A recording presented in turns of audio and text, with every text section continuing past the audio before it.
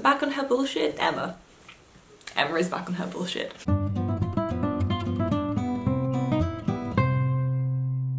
Hello, if you're new, I have a problem. Hello if you're new, my name is Emma, I am a Complet grad, film student, and I tried, in my defense, I tried. Because I've read a few of the books that I've been buying recently, instead of them, you know, me buying them and them going straight onto my shelf for a couple of years before I choose to then actually read it. So the problem is I've been buying it and reading it, which means I felt justified in buying more. Realistically, you will always find a way to justify the books that you buy. Always. It's a very slippery slope, so just don't start. Because I started and I can't stop. Well, I bought more books. Not in line really though with what I usually buy. This is a little bit more mishmashed. I think in the last book video I made was back in August. If my bookshelf tour hasn't gone up yet. Spoilers. So these are a little bit more eclectic in terms of what I usually, or what I have been known rather to read. As you can see, here is my beautiful wall of Oxford World Classics. Actually, I did buy another one of those. It has been a while, I think before then, since I bought one. Let's start with that. Many of you will know my favourite book is Daniel Defoe's Roxana. Daniel Defoe was a journalist as well as a novelist, so I bought his A Journal of a Plague Year because I like to think I have a sense of humour. Considering the fact that we're in the middle of our own plague, I was like, you know what? I'm gonna buy this. I've always enjoyed Defoe's writing. With the exception of Robinson Crusoe, I've always enjoyed what he writes about. I always find him interesting. I always find him consistently funny. I just enjoy him a lot. So I was like, I will just continue to buy more. And yes, especially seeing as we are in the midst of our own plague and, you know, a second lockdown it's a-coming. It's looking like it. It's not gonna be fun. And I really contemplated buying Camus' The Plague as well. I'm like, should I get the complete set? I'm kind of curious as to see how like coronavirus will influence a new genre or a new way of plague literature. But then I also kind of hope it doesn't, because I never want to read about this again. I want to read about how their plague was much worse than ours. Purporting to be an eyewitness account, A Journal of a Plague Year is a record of the devastation wrought by the Great Plague of 1665 on the City of London. Defoe's fictional narrator, known only as HF, recounts in vivid detail the progress of a disease and the desperate attempts to contain it. Well, that sounds fucking familiar, doesn't it? Great. Yeah, shut the fucking pub at 10 PM. That'll make such a massive fucking difference. Great. He catalogues the rising death toll and the transformation of the city as its citizens flee and those who remain live in fear and despair. Above all, it is the story of appalling human suffering and grief that give Defoe's extraordinary fiction its compelling historical veracity. I don't know if I'll just cry. I want to read this. There's never been a better time to read it, I guess. So maybe it won't be funny, but it'll still always be Defoe. Next up, because they're small and I started reading this yesterday. You know those very short introductions? I bought one. This one is by Hendry on management, a short introduction to management. Some of you won't know unless you've watched my grad applications video. Originally I was applying for like management things, UCL and Imperial and Cambridge, but then I was like, I'm gonna go to film school. Cambridge is the only one where I actually finished my application. The rest I just sacked off and was like, I'm gonna go to film school. Film school is also teaching me a heck of a lot about management, that it is very much akin to herding cats. That's how I'm explaining it to people. It's like herding cats. I had to produce for this term, and when you're like having people who are very, you know, intelligent, strong-minded individuals and trying to get them to like do the thing, it's stressful. So I'm like, I want to see if the book can help. It's a social science, but it's one that is completely practical applications. Basically, I manage people a lot in that sense then, so I'm just like, okay, there is entire degrees and fields of study based on this. What can I learn from this that will just help me be more efficient, more effective, and like just get shit done better. I am all about getting shit done in the most like efficient way as possible. You can say it, I get things done in the most lazy way possible, but then the whole Bill Gates thing of like giving the laziest person the hardest job because they find an easy way to do it. Yes, I vibe with that very, very much, so. But maybe I just need to work my people skills. I've read a little bit of it so far and I actually find it quite interesting, so I'm like, yes, this is good. And even if I had done it as a degree, I probably really would have enjoyed it, but then I probably would have chickened out and got a 9 to 5 and not gone into filmmaking. My term is almost over, hence why you're seeing more videos from me again. It's been a good term. Highs and lows, my friends, highs and lows. But yeah, management. It's a good skill to have regardless, right? And then, we know that I am dyslexic. I bought another one of these, a very short introduction to dyslexia, because I want to make another video on dyslexia, but I want to do it justice, and I want to be able to give you as many of like the scientific facts as possible. So in other words, I will chew my way through as much of the scientific literature as I can in order to like explain it to you as best I can in a way that is accessible to people who have dyslexia, because a lot of the time this kind of stuff isn't. I'm gonna do my best, because like, with a combination of like being used to reading stuff like this and then also being dyslexic, so I feel like I'm in a good meeting point to be able to then make it accessible to the people who actually need to know this. And then other people, mainly other people, am I right, can stop being really annoying and stupid about dyslexia. I'm like, oh, okay, yeah, sure, I can't read very well, and like spell everything wrong, but like that does not make me an idiot, that does not make me any less capable, and if anything, my dyslexia probably makes me way better at what I do. Just because it's not a traditional route doesn't mean that it's wrong or bad or whatever.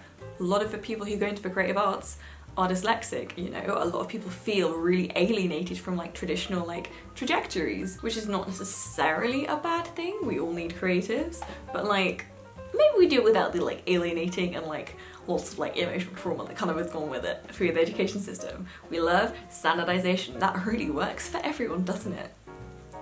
Great. Anyway, more about dyslexia, more I can help you guys, and to an extent help myself.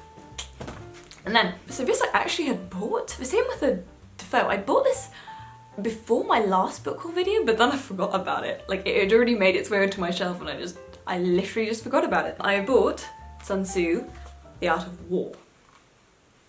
Because I need to know all about going to war. Kind of in the same vein as like me reading the Machiavelli, The Prince. It's like war, but it's like poetry. I was like, I like this. The fighting for booty stems from a desire for reward. We all like to fight for booty. Again, been going out progressively more east, so I'm like, well, this seems like a basic one, right? Art of War. I'll see what I can derive from it. I'm kind of excited, especially like if it is poetry and you can kind of leave things a little bit open to interpretation, and then you get the cogs rolling, and then you have to formulate your own ideas to fill in the blanks of what could or could not be there, you know, in between the lines. So super excited to read this. I think it should be fun. Words of peace but no treaty are a sign of a plot. Yeah, I'm excited to read this. Hopefully some practical advice, maybe, but if not, at least very enjoyable. And that's why I bought this.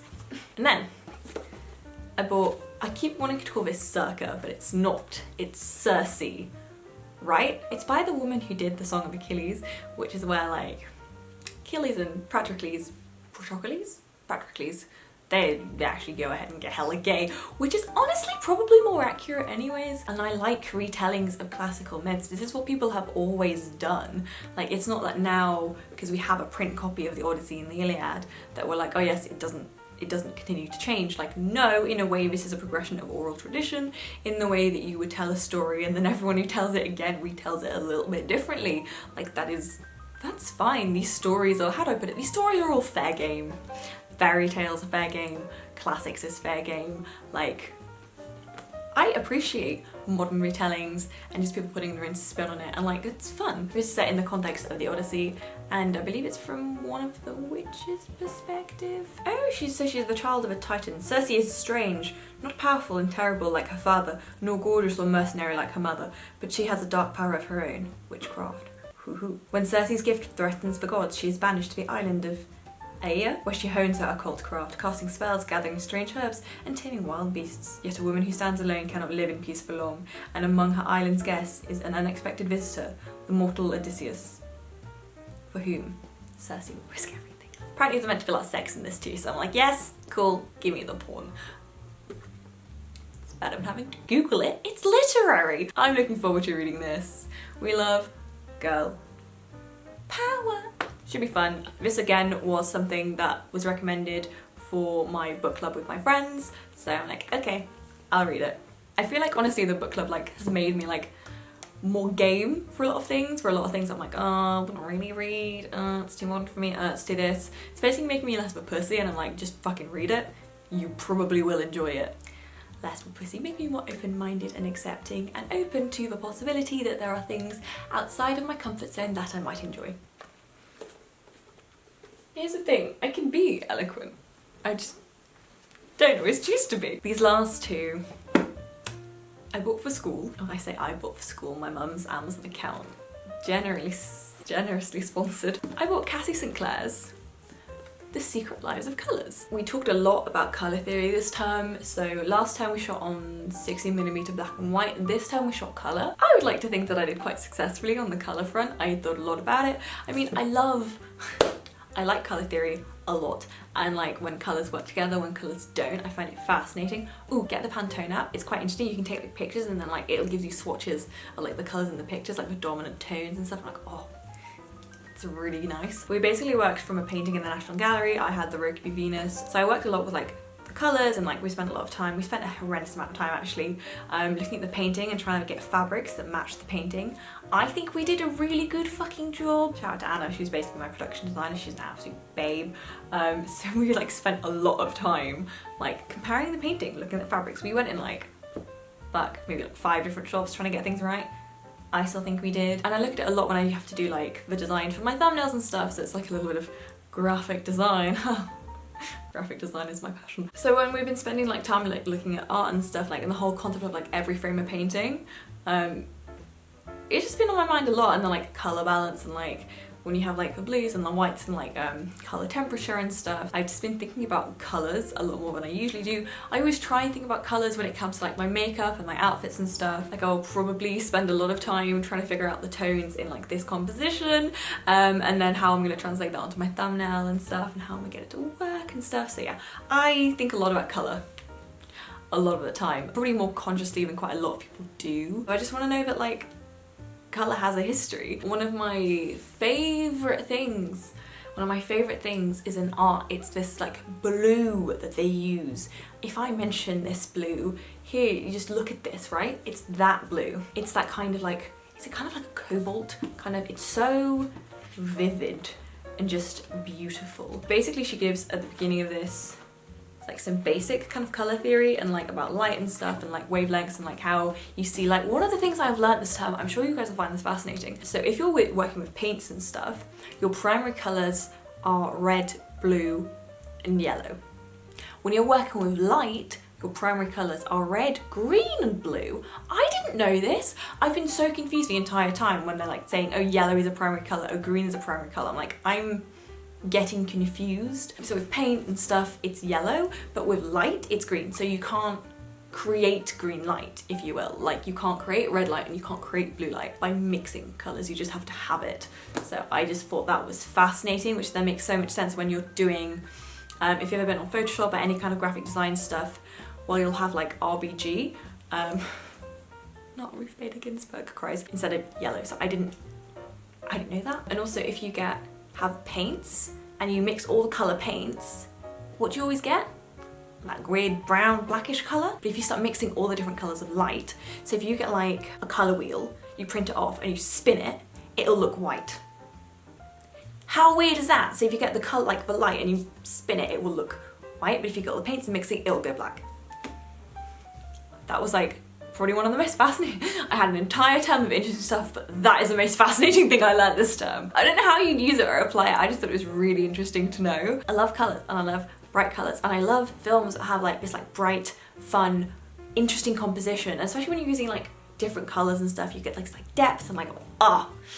I want it to be visually interesting. That is why like I get really frustrated to an extent with like Scandi dramas and stuff, because the colour grading is so grey and like dead. Yeah, I get it, it works with the tone and the content, and then it's like drab and whatever, but like at the same time, what is wrong with it being colourful? And pink. We don't make enough of the colour pink. That's why I really like Legally Blonde and stuff, because just like, oh, the like set design and production design is always just like great, and the costume design, again, great, pink, fluffy, everything. Chef's kiss, amazing. Have I digressed? Not really, because it's about colour. So she gives a good history of the colour and like where certain colour comes from in terms of like pigment and stuff, and like histories of colours, like you know how purple has a very royal association, that's why there is no, and also it's really expensive to make, that's why pretty sure no flag has the colour purple on it. That's something I need to check with Adam. He's really weirdly good at flags. They have an interesting history of their own and like why you see colours more than other colours. Out of all of the colours we can apparently pick out the most tones of green, because that is something through evolution that we've been able to do when we're like hunter-gathering and whatnot, like not eat the poison shit. That was a digression about colour. I like it. Lots of colour. So I'm quite interested to read this. I've been like dipping in and out of it. From scarlet women to imperial purple, from the brown that changed the way battles were fought to the white that protected against the plague, from Kelly green to acid yellow, the surprising stories of colours run like a bright thread through our history. I like colour theory. Again, super niche, but I know it'll float one of your boats. And then another thing I bought for school, this is something that they recommended to us a couple times, and I remember then someone else mentioned it, so I was like, So a lot of these are word of mouth and some impulses. Me, impulse buying books, what? So this is Iron Brain by Richard L. Gregory from a Princeton Science Library. It's the psychology of seeing. Not selling this well, am I? It's a lot of pictures, which is obviously nice. A lot of the people who've recommended it have done like cinematography and stuff. So it's about like how certain shapes, for example, will influence your feelings. Essentially how what you see influences how you react and what you feel and stuff. So I don't know, I just think it'd be an extra nice, like an extra useful thing to just like be aware of, so that when I'm writing something and I want, you know, you to feel a certain way, what can I show you that would make you feel that certain way? Just even on like a basic like level, and like all the primal stuff that you can like play with. I'm just like, ooh, all of the subconscious shit that I can use to work to my advantage as a storyteller, because I make I do film, like I make films, like it's a visual medium. Everything I do, you need your eyes, like what can then I influence in like ways that maybe I didn't think about before. And especially when we're doing like grad films and stuff, like short films can be super abstract, so I'm like, ooh, I want to like play with it, I want to have fun. What else can I do? Since its first publication in 1966, Iron Brain has established itself worldwide as an essential introduction to the basic phenomena of visual perception. Richard Gregory offers clear explanations of how we see brightness, movement, colour and objects, and he explores the phenomena of visual illusions to establish principles about how perception normally works and why it sometimes fails. In addition to providing a comprehensive classification system of illusion, the book includes sections on what babies see and how they learn to see, on motion perception, on the relationship between vision and consciousness, and on the impact of new brain imaging techniques. Again, maybe this is me going a little bit extra, but I think it's interesting, and like that's one of the reasons why I love making films so much. It's like, okay, sure, my complete degree, I had all of this stuff, but like filmmaking, you pull so many things from so many different places and you pull it together and then you're like, here's a movie. It's fucking great. All of the different things that I enjoy can inform my learning in like whatever way that I want to use it. So it's kind of like, I guess now with what I read and stuff, like, yeah, okay, sure, school teaches us a fuck ton of stuff, but there's a lot of ways that I can like enhance my learning just because I want to and just because I can. Because everything's feeding into me and I feed out my creative ideas, like it's all gonna influence the other, right? Right. Getting again really excited about this. This is like me with the water match, like editing book. I'm just like, this is fucking fascinating. And again, yeah, like as an editor, like I think this is useful to know, because your entire job is choosing what people see the same way the cinematographer does. I guess the same way the director does as well. It's like, what are you looking at? Why are you looking at it? It's visual storytelling. What you see is what you get. So I'm just like, I love making movies and never want to do anything else. I think a lot of this pile, I'd say, is heavily influenced by other people or by my degree. My term ends in like November, so I think the rest of the time until I start again in January, Corona permitting, I'm just gonna read, because what else can I do? Like all I can do is read and watch movies, and Corona permitting, make them, right? Make videos. So here we go. Management dyslexia, or Odyssey, colours and brain. I guess in the end it's all really movie stuff, right? I guess they all in a way inform my learning in different ways. And maybe it's also just because I seek a lot of comfort in learning via books, because it means that I can take things at my own pace, my own understanding, and that's one of the reasons I like learning from text. Obviously, don't get me wrong, I enjoy lectures. I do but sometimes I need to take things at my own pace, and I think that's something dyslexics miss out on when they're kind of alienated from reading through bad experiences and people trying to teach them in very unhelpful ways. So at my dyslexics, please don't shy away from learning by text. It can actually be really good because you can take things at your own pace.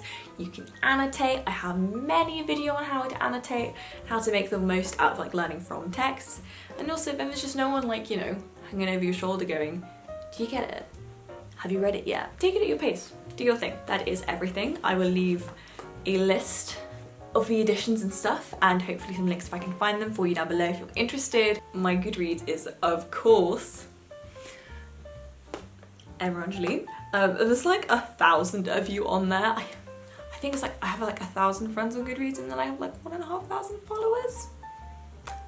Kind of mad. Come say hi. It's quite fun, like refreshing my feed, because now I always have new things and like I just see what you guys are reading, and it's quite nice. Say hi to me on Goodreads. My other socials are all at Sarcastic Fish.